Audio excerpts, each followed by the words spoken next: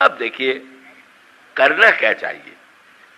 कर्म सिद्धांत की आवश्यकता इसलिए है कि जैसे उसको यूं कह लीजिए कि गेहूं को अगर आप खेत में डाल दें, धान को आप खेत में डाल देंगे तो कई गुना होके मिलेगा, पर वही गेहूं और वही धान अगर आप उबाल लें गर्म जल में और उबालने के बाद आप खेत में डालें तो वो समाप्त तो वहीं हो जाएगा, वो कहीं आगे बीज आगे बढ़ेगा ही नहीं।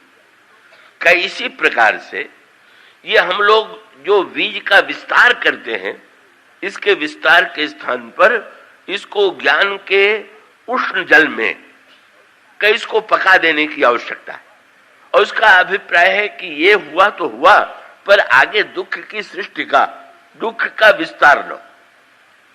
तो दुख का विस्तार न होने का उपाय क्या है कि दुख के बाद द्वेष, द्वेष के बाद बदला, बदले के बाद फिर एक दूसरे से बदला और कोटि कोटि जन्मों तक बदला। समाचार पत्रों में भी बदला लेने की घटनाएं, कई लोगों को ऐसा लगता है कि जब तक हम सामने वाले से बदला न ले लें तब तक जीना ही व्यर्थ है, और ये बड़ा महत्वपूर्ण माना जाता है। अगर किसी ने किसी के सामने मूछ जड़ा सी मुरेड़ दी तो ऐसा इसने मुझसे किया, अब मैं इसके बदले में ऐसा करूंगा, और ये ऐसा करने का चक्र कितने भीषण रूपों में सामने आया करता है। तो कर्म सिद्धांत का अभिप्राय क्या? कैकेयी अब अगर क्रम का विस्तार करें तो कैकेयी ने राज्य छीना, कैकेयी ने बदले की भावना से राज्य छीना। चाहे उनके मन में भ्रम हुआ, सही बात नहीं थी, पर उनको ऐसा लगा कि कौशल्या में मेरे पुत्र के स्थान पर अपने पुत्र को राज्य देना चाहती, कौशल्या मुझे कष्ट देना चाहती हैं। मंथरा ने उनके हृदय में भाव भर दिया, आप बदला लीजिए, छोड़िए मत। और इतना तीव्र बदला लेने की वृत्ति कैकेयी जी में बैठ गई कि महाराज दशरथ ने ये कहा कि यदि आप वरदान ही मांगना चाहती हैं तो भरत को राज्य मांग लीजिए। बोले ना ना, जब तक सौत से सवाया बदला न लूं तब तक आनंद कहाँ है। का जस कौशिला मोर भल ताका तस फल उन्हीं देव कर साका। मैं ऐसे थोड़ी मानूंगी, वो उन्होंने जो कुछ किया है मैं उसके बदले में उससे सवाया करके दिखाऊंगा। अब भगवान राम के मन में अगर कर्म की प्रतिक्रिया आवे तो ये लगे कैकेयी ने मेरा राज्य छीनने की चेष्टा किया है, उन्होंने अपने बेटे को राज्य देने की चेष्टा किया है, मैं उनके बेटे को ही समाप्त कर दूं, या मैं कैकेयी को ही कारागार में डाल दूं, मैं सिंहासन पर बैठ जाऊं। पर भगवान श्री राम ने क्या उत्तर दिया? बस ये जो क्रम है, और उसका अभिप्राय यह है कि कैकेयी में अगर लोभ और बदले की वृत्ति आई तो बदला बदले से शांत नहीं होता, और लोभ जो है वो लोभ के द्वारा उसका उत्तर नहीं दिया जा सकता। तो भगवान श्री राम ने क्या किया? भगवान राम ने बदले को बदले के रूप में देखे ही नहीं, और भगवान श्री राघवेंद्र ने तो उसमें भी कैकेयी अम्मा के प्रेम को देखा। बोले वैसा कैसे हो सकता है कि जब तुम बाल्यावस्था से मुझसे इतना प्यार करती थी तो मां तुम्हारे मन में मेरे प्रति निश्चित रूप से प्रेम है। भगवान श्री राघवेंद्र मानो बदला लेने के स्थान पर मां के कृतज्ञ बन जाते, और कैकेयी जी के लोभ का उत्तर भगवान ने त्याग के द्वारा दिया। और उसका अभिप्राय है कि एक व्यक्ति लोभ करे, एक व्यक्ति अहंकार करे, सामने वाला अहंकार करे, एक व्यक्ति क्रोध करे, सामने वाला व्यक्ति क्रोध करे, तो बढ़ेगा ही। पर सामने वाला जो कर रहा है उसके प्रतिकूल जो उत्तर दिया जाना चाहिए, का भगवान श्री राघवेंद्र जो है राज्य का परित्याग कर देते हैं, और राज्य का परित्याग करके वन में चले जाते हैं। निषाद राज ने श्री राम को जब कष्ट उठाते देखा तो उनका ध्यान कैकेयी जी की ओर चला गया, और उन्होंने कैकेयी जी की निंदा की। कैकेयी जी कितनी कुटिल हैं, कितनी मंद बुद्धि है, ये कहा। श्री लक्ष्मण जी ने सुना। लक्ष्मण जी कौन है? का ये जीवों के आचार्य। का साधारणतया लक्ष्मण जी के स्वभाव को सुन करके, देख करके, पढ़ करके ये भ्रम होता है कि वे बड़े क्रोधी थे, और निषाद राज को भी ऐसा कहीं न कहीं विश्वास रहा होगा कि जब मैं कैकेयी जी की निंदा करूंगा तो सौगुनी निंदा लक्ष्मण जी कहेंगे, बोले तुम्हें क्या पता है, मैं तो कैकेयी को बहुत पहले से जानता हूं। पर लक्ष्मण जी ने जड़ काट दिया। लक्ष्मण जी ने कहा, निषाद राज जी आप ये क्या कह रहे हैं, इससे तो बदले की परंपरा का कभी अंत नहीं होगा। इसलिए उन्होंने सूत्र दे दिया, कर्म सिद्धांत जो है का वो बदले की वृत्ति को आगे नहीं बढ़ने देता, ये बहुत बड़ा लाभ है। जहां तक रोग है आप उस रोग को चाहे तो बढ़ा दीजिए और चाहे उस राग को जहां तक है उसको उसी सीमा तक सीमित करने की चेष्टा कीजिए। लक्ष्मण जी ने तुरंत यही कहा, कैकेयी जी को दोष देना व्यर्थ है, कैकेयी जी की निंदा करना व्यर्थ है। तब बोले कैकेयी नंदिनी, उन्होंने कहा तो बोले लखन, लक्ष्मण जी ने कहा, को न काहू दुख सुख कर दाता, निज कृत कर्म भोग सवराता। का कोई निषाद राज दूसरा व्यक्ति सुख और दुख नहीं देता है, व्यक्ति अपने ही कर्म का परिणाम भेजता है। सामने वाला दुख का निमित्त है, दुख का कारण नहीं है। मैंने यूं कह लें कि जैसे कोई दुखद घटना हुई हो और टेलीग्राम लेकर के, तार लेकर के डाकिया आवे और वो आपके हाथ में या हमारे हाथ में पकड़ा दे और उसमें दुखद वर्णन पढ़ करके उसी की पिटाई हम करें कि तुम इतना खराब समाचार लेकर के आए, तो ये तो बड़ी नासमझी की बात है। वो तो लेके नहीं आया, घटना तो घटित हो गई है, वो तो केवल पहुंचाने का माध्यम है। तो लक्ष्मण जी कहते हैं कि दुख जो देता हुआ दिखाई देता है वो अपने ही कर्म का परिणाम है, व्यक्ति केवल निमित्त के रूप में दुख देने वाला दिखाई दे रहा है।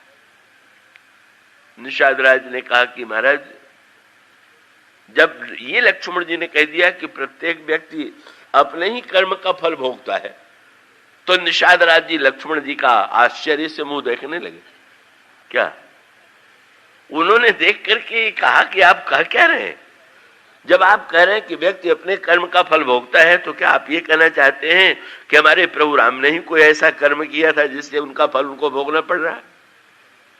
लक्ष्मण जी को हंसी आ गई और लक्ष्मण जी ने मुस्कुरा करके कहा, भगवान राम आपको क्या लग रहा है? बोले कुछ की सैया पर पड़े हुए हैं, शरीर पर मूल्यवान वस्तु नहीं है। तो श्री लक्ष्मण जी ने जो बात कही वो बहुत महत्व की। क्या? बोले भाई, घटना घटित होना आपके बस में नहीं, पर घटना में रस लेना ये तो आपके ऊपर निर्भर है। इसका अभिप्राय है कि भोजन जब परोसा जाता है तो मिठाई में तो मिठास सही है, पर जब करेला या मिर्चा परोसा जाता है तो करेला तो कसैला है, मिर्चा तो कड़वा है। अब उस समय जब आप उसको लेते हैं तो आपको कड़वापन ही तो या उसका कसैलापन ही तो आपके मुंह में आता है, लेकिन आपने ये मान लिया कि सडरस भोजन का ये भी एक अंग है। अगर ये न हो तो भोजन में विविधता नहीं रहेगी और मिठास से व्यक्ति ऊब जाएगा।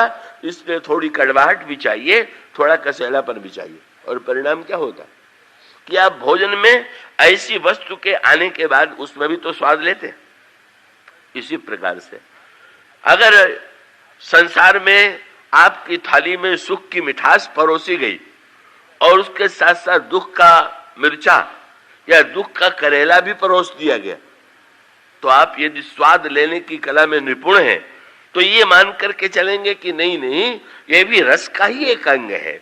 ये भी इसके पश्चात, जैसे आप जिस समय धूप में चल करके छाया के नीचे जाते हैं, का ठीक आपको अधिक आनंद की अनुभूति होती है का अपेक्षाकृत जो व्यक्ति निरंतर छाया में बैठा हुआ।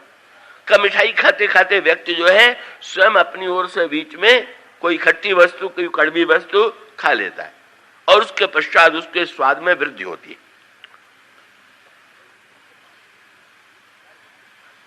तो इसी प्रकार से कर्म सिद्धांत के अनुकूल जो है विविध प्रकार की घटनाएं हमारे आपके जीवन में घटित होती है। कभी विवाह में, ये हमारे यहाँ की कुछ परंपराएं बड़ी विचित्र सी हैं पर बड़ी सांकेतिक। होली के समय गाली देना बड़ा अशिष्ट सा लगता है, बड़ा असभ्य सा लगता है, पर गोस्वामी जी ने एक बड़ी विचित्र बात कही। गोस्वामी जी तो बड़े मर्यादावादी हैं, पर उन्होंने कहा कि जब अयोध्या में होली का दिन आया तो नर नारी परस्पर गारी देत सुनी हंसत राम भाई न समेत। स्त्री और पुरुष गाली दे रहे हैं और भगवान राम भाइयों के साथ हंस रहे हैं। पढ़ करके बड़ा विचित्र सा लगता है। भला ये क्या बात हुई कि होली के दिन का लोग मनमाने प्रकार से असभ्य भाषा का प्रयोग कर रहे हैं, या विवाह प्रसंग में जो गाली देने की परंपरा है, ये इस परंपरा को अगर केवल विभत्स रूप दे दिया जाए तो बड़ा हानिकारक है, पर उसके पीछे जो उद्देश्य है, अगर वो उद्देश्य ले लिया जाए, और इसका अभिप्राय यह है कि आनंद लेने की वृत्ति केवल स्तुति में ही नहीं, आनंद लेने की वृत्ति जो है का सदा सम्मान में ही आनंद लेने की वृत्ति नहीं होनी चाहिए। कभी ऐसी भी वृत्ति होनी चाहिए कि जब व्यक्ति उपहास में भी आनंद ले, का जब कोई व्यक्ति अपमान की भाषा में भी आनंद ले, इस आनंद लेने की प्रवृत्ति का अभिप्राय यह है, अगर एक ही प्रकार से हम अभ्यस्त हो गए हैं किसी प्रकार से आनंद लेने के लिए, तो दूसरी परिस्थिति में हम दुखी हुए बिना नहीं रहेंगे। इसलिए गोस्वामी जी जब विवाह प्रसंग में लिखते हैं, महाराज श्री दशरथ भोजन के लिए बैठे हुए और स्त्रियां गाली दे रही और हंसत राव सुनी सहित समाजा। महाराज श्री दशरथ हंस रहे। महाराज श्री दशरथ से किसी ने पूछ दिया कि गाली में आपको क्या लगा? क्या मुंह को भी भोजन कराया गया और कान को भी? क्या ये जो नवरस का भोजन है ये तो जिह्वा के लिए, पर कान के लिए ये जो दिया जा रहा है का वस्तुतः गाड़ी में यदि कैसालापन भी है तो इसमें इनका प्रेम ये स्वाद देने के लिए है, इनकी भावना बड़ी मधुर है, इसलिए का मानो उसमें भी आनंद लेने की वृत्ति आ गई। ये प्रतिकूलता में आनंद लेने का एक अभ्यास है जो हमें कभी न कभी जीवन में डालना चाहिए। और अर्थ ही तो लेने, अर्थ ले। गोस्वामी जी ने द्वाली रामायण में कहा कि ये अम्य गार गारे गरल गारी कीन करतार और प्रेम बैर की जनन युग जाने ही बुधन गंवार। इसका अभिप्राय कि एक और का उसमें कटुता है शब्दों में गाली की, और दूसरी ओर प्रेम की मिठास है, और दोनों में ही आनंद लेने की वृत्ति है। इसका केवल अभिप्राय मात्र इतना है कि हम केवल शब्दों का प्रयोग करते हुए शब्दों में ही उलझ न जाएं, का उससे भी ऊपर उठ करके कभी न कभी हास्य में, विनोद में, का कभी गंभीरता की शोभा है तो कभी गोस्वामी जी कहते हैं विवाह के मंडप में यदि गंभीरता का वातावरण है तो भगवान राम जब कोहबर में जाते हैं तो रनिवास हास विलास रस बस जन्म को फल सबल है। वहां गंभीरता का वातावरण नहीं है, हास्य का वातावरण है। का सर्वत्र जो है का एक ही जैसा शब्द नहीं, एक ही जैसा वातावरण नहीं, यही जीवन जीने की सही कला। और पूछ दिया गया का गाली देने वाले पक्ष से कि आप गाली क्यों दे रहे हैं भोजन के साथ? और गाली सुनकर के जब बाराती हंसते हैं तो उनके मन में क्या बात आती? बोले हम गाली देकर के परीक्षा ले रहे थे कि आप कितने सहनशील हैं, और जब गाली सुनकर के भी आप मुस्कुराए तो लगा कि हमारी कन्या भी कोई भूल करेगी तो आप उसको सह लेंगे। आप जो है उस पर अब अगर उस सीमा तक हम अर्थ नहीं लेते हैं तो केवल वो एक परंपरा के रूप में व्यर्थ की परंपरा बन जाती है। पर इसका अभिप्राय है कि जीवन जो है वो तो खटमिठा है, षडरस युक्त है, नवरस युक्त है, उसमें दुख है, सुख है, पीड़ा है, सम्मान है, अपमान है। उसको लेने की कला यदि है तो हम उसमें भी स्वाद ले सकते हैं। महर्षि लक्ष्मण जी ने निषाद राज से कहा कि लक्ष्मण जी, निषाद राज जी व्यक्ति तो अपने कर्म का फल भोगता है, तो बोले अच्छा ये बताओ कि कुश की सैया पर सोने वाले श्री राम को दुख हो रहा है कि आपको दुख हो रहा है? वो तो आनंद से खूब गहरी नींद में सो रहे हैं और आपको दुख हो रहा है। तो अगर अपने कर्म का फल दुख सुख है तो राम तो आनंद में डूबे हुए हैं, उनके तो ये पूर्ण का ही फल हुआ। का जब उनको दुख की अनुभूति नहीं हो रही है, भगवान श्री राघवेंद्र को तो ऐसा लगा अरे एक ही प्रकार के पलंग पर सोते सोते, एक ही प्रकार की सैया पर सोते सोते का उस नए आनंद की अनुभूति जिसका अनुभव वनवासी करते हैं, मुनि करते हैं, कितना बड़ा सौभाग्य मुझे कैकेयी अम्बा के द्वारा मिला।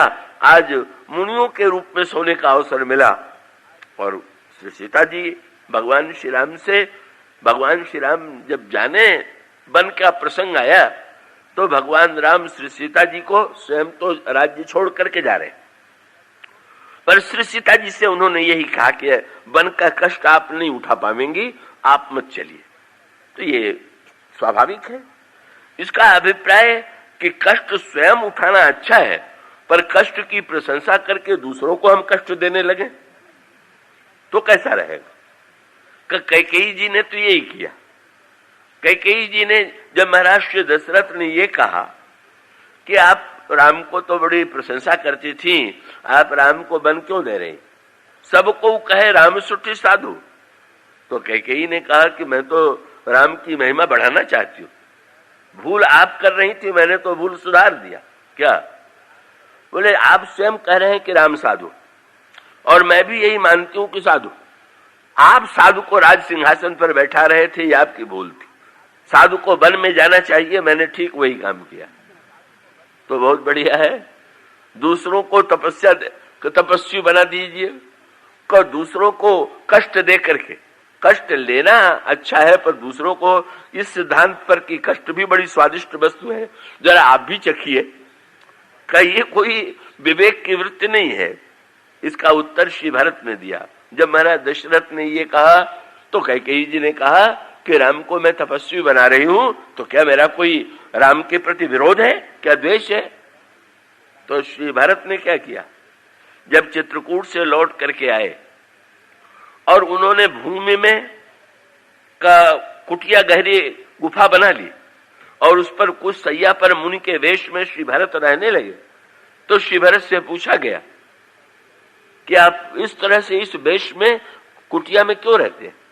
बोले, मैंने सुना है कि महारानी कैकेयी का ऐसा सिद्धांत है कि तपस्या और कष्ट में बड़ा सुख है, तो अपने बेटे को भी उठाते देख करके अगर उनको ऐसा लगे तो ठीक ही है, पर दूसरे के बेटे को उठाते देख करके अच्छा लगे और अपने बेटे को कष्ट उठाते देख करके आंसू आवे, तो ये तो दोहरा मापदंड जो है ये व्यक्ति के जीवन की ऐसी वृत्ति को परिचय सूचित करता है जो समाज में परिव्याप्त है। और यही वृत्ति कैकेयी जी की जो वृत्ति है, का उस वृत्ति के स्थान पर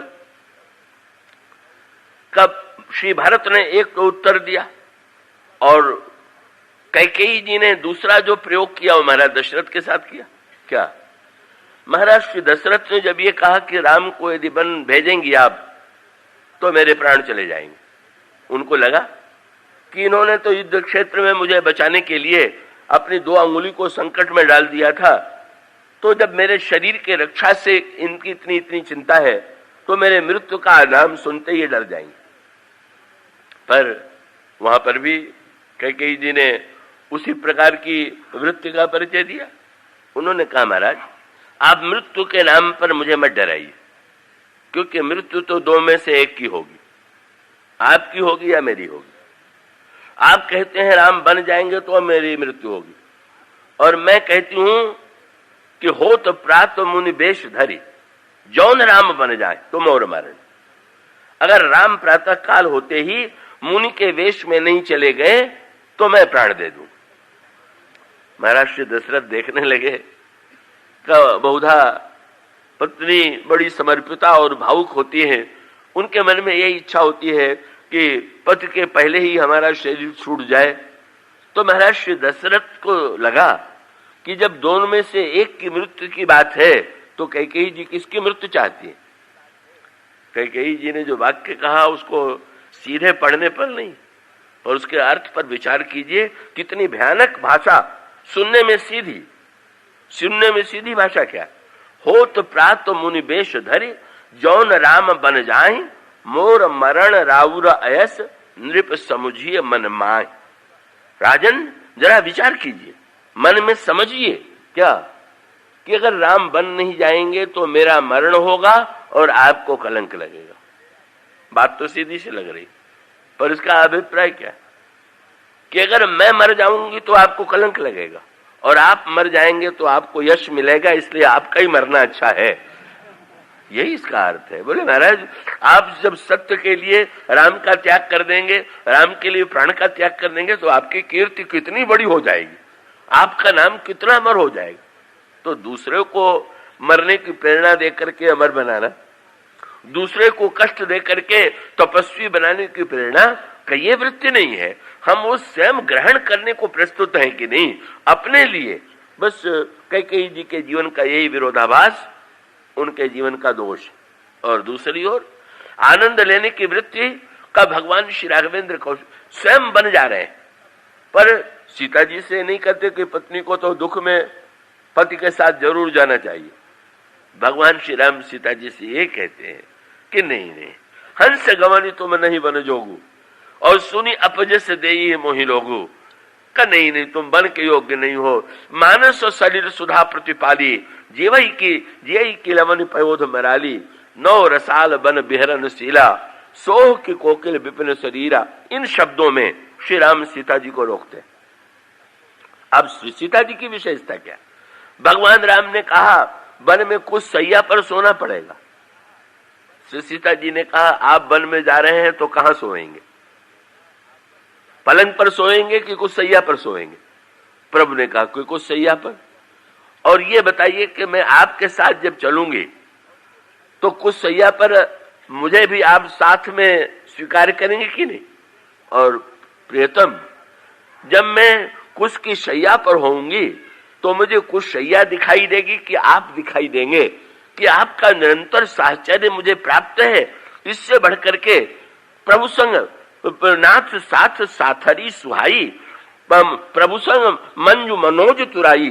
श्री सीता जी कहती हैं कोट कोट कामदेव के कोमलता में जो सुख है उससे भी अधिक सुख की अनुभूति मुझे कुछ की सैया पर सोने में होगा। लक्ष्मण जी ने निषाद राज जी से कहा, निषाद राज जी सुख और दुख देना कैकेयी के बस में नहीं। कैकेयी ने अपने समझ से दुख दिया, पर भगवान राम ने देखो कितना गहरी नींद में सो रहे। श्री सीता जी को रंच मात्र कष्ट की अनुभूति नहीं हो रही। और सुमित्रा अम्मा ने तो लक्ष्मण जी से भी कह दिया था कि तुम ये ना समझना तुम्हारे ही हेतु राम बन जाही, तुम्हें सेवा से संतोष नहीं मिलता था तो तुम्हें सुख देने के लिए ही श्री राम बन जा रहे हैं। मानो संकेत उन्होंने ये कर दिया कि ना कर्म का परिणाम घटना होती है, पर घटना में सुख और दुख लेना ये व्यक्ति के अपने विवेक पर निर्भर है। फिर भी निषाद राज को पूरा संतोष नहीं हुआ तो उन्होंने दूसरा सूत्र दिया। क्या? उन्होंने कहा ये अच्छा ये बताइए कि किसी अभिनेता को रोते देख करके अगर सारे दर्शक रोने लगे तो सारे दर्शकों को रोते देख करके अभिनेता को दुख होता है कि सुख होता है? देखिए ना, दर्शक को रोते देख करके आप रो रहे हैं और अभिनेता जब देखता है कि सब रो रहे हैं तो मन ही मन प्रसन्न होता है कि क्या बढ़िया रोया कि सबको रुला दिया। उसको तो आनंद की पराकाष्ठा बोले देख लो ये बहुत बढ़िया अभिनेता है। और ऐसा भगत भूमि भूसुर सुरभि सुरहित लाग कृपाल करत चरित धरि मनुज तन। अरे ये तो नाटक में बहुत बढ़िया नाटक कर रहे हैं और नाटक में तुम्हारे आंखों में आंसू आ गया, यही इनके नाटक की सफलता है। पर जैसे अभिनेता जब रंगमंच पर कोई दुख की घटना उसके जीवन में घटित होती है तो बाहर से प्रदर्शित करने पर भी उस पर प्रभाव नहीं पड़ता। इसी प्रकार से श्री राम के प्रति सहानुभूति की कोई आवश्यकता नहीं। और भगवान श्री राम ने जब महर्षि वाल्मीकि के आश्रम में गए तो भगवान राम ने यही कहा। क्या? मैंने कहा था ना, श्री राम को बन क्यों जाना पड़ा? ज्योतिषी कहते हैं मंगल खराब हो गया था। कर्म सिद्धांत वाले कहेंगे उनके पूर्व जन्म का कोई पाप रहा होगा। पर भगवान राम ने क्या व्याख्या किया? महर्षि वाल्मीकि ने जब भगवान श्री राम से कहा कि तुम्हें इस युवावस्था में बन आना पड़ा तो भगवान राम गिनाने लगे। क्या? बोले महाराज तात वचन, पिताजी के वचन की रक्षा हुई, पुनि मातु हित, और भाई भरत असराऊ। माता का हित हुआ, पिताजी के सत्य की रक्षा हुई। जब महर्षि वाल्मीकि ने कहा कि 2 व्यक्तियों के सुख के लिए तुमने लाखों व्यक्तियों को, अयोध्यावासी तुम्हें राजा के रूप में देखना चाहते थे, तो भगवान राम ने बड़े गर्व से कहा मेरी अपेक्षा योग्य राजा प्रजा को मिला है। जब भरत के राज्य में प्रजा रहेगी तो वो ये अनुभव करेगी कि कितना महान राजा भरत। महर्षि वाल्मीकि ने कहा क्या? बोले अच्छा, तुम तो बड़े चतुर व्याख्याकार निकले। प्रजा को राजा मिल गया, माता का हित हो गया, पिताजी का सत्य मिला, पर तुम्हें तो कष्ट मिला ना। तो भगवान ने कहा बंटवारे में मैं सबसे अधिक बंटवारा मेरे ही पक्ष मेरा। क्यों? बोले मेरे छोटे भाई को राज्य मिला तो अर्थ मिला, पिताजी का सत्य बचा तो उनको धर्म मिला, माँ की कामना पूरी हुई तो उनके काम की पूर्ति हुई। अब चारों फलों में सबसे बड़ा फल जो था वो मोक्ष ही है। तो अर्थ धर्म काम का बंटवारा तो 3 में हुआ, पर मुझे बोले मोकह दरस तुम्हारा प्रभु। आप जैसे संतों का दर्शन हुआ तो मोक्ष तो मुझे ही मिलने जा रहा है। और भगवान ने तुरंत कहा सब मम पुण्य प्रभाव, ये ग्रह खराब होने का फल नहीं है, का ये मेरे प्रारब्ध का परिणाम नहीं है, मैंने अवश्य कोई पुण्य किया होगा। मानो भगवान श्री राघवेंद्र ने एक सूत्र दिया कि प्रतिकूलताओं में भी अगर हम चाहें तो उसमें दुख और पाप की सृष्टि कर सकते हैं, और चाहे तो हम उसमें भी आनंद ले सकते हैं। इसके बाद की चर्चा कल होगी। आज इतना ही। बोलिए सियावर। श्री राम किंकर प्रभु